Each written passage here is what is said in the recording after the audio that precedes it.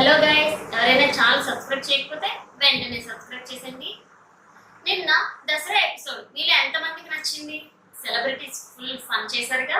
Ritu audio message వాళ్ళ అమ్మగారు మాట్లాడారు. నీ గేమ్ నువ్వు ఆడు, ఎవరి కోసమో నువ్వు ఆడొద్దు. రీతుకి ఆడియో మెసేజ్ వాళ్ళ అమ్మగారు మాట్లాడారు. నీ గేమ్ నువ్వు ఆడు, ఎవరి కోసమో ఆడొద్దు. నువ్వు టాప్ 5 లో ఉండాలని డాడీ అనుకుంటున్నావు.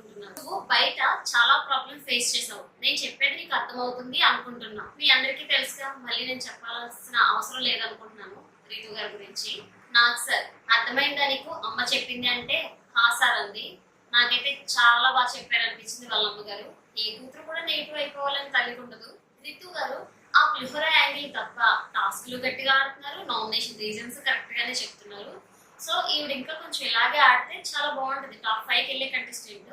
కానీ చూడాలి మరి ఏం జరుగుతుంది. నాకు సార్ ఆస్క్ బీబీ క్వశ్చన్ స్టార్ట్ చేశారు. మధ్య మధ్యలో గేమ్స్ పెడుతూ ఆడియన్స్ కి ఎస్ ఆర్ నో అని పోలింగ్ చేయమంటూ, అలాగే ఆడియన్స్ చేతికి ఒక రిమోట్ ఇచ్చారు. నాకైతే చాలా బాగా అనిపించింది. రీతు, మీరు ప్రతి చిన్న ప్రాబ్లం కి ఏడుస్తారు, అది మీ గేమ్ స్ట్రాటజీనా? మీరు మీ గేమ్ కన్నా డిమాండ్ పవన్ గేమ్ కోసం ఎక్కువ ఆడుతున్నట్టు నాకు అనిపిస్తుంది.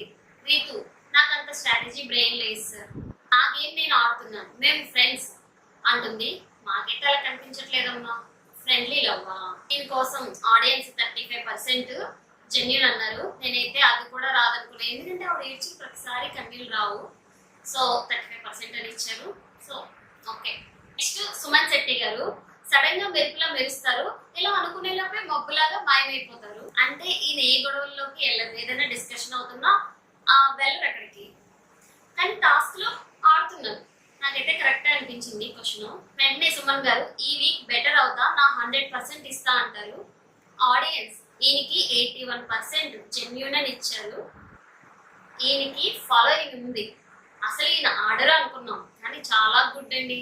నెక్స్ట్ నాగ్ సార్ హరీష్ గారి ప్రతి సీజన్ లో ఒకరు డైలాగ్ కాపీ కొడుతున్నావు, వాళ్ళ యాక్షన్ చేస్తున్నావు అంటారు.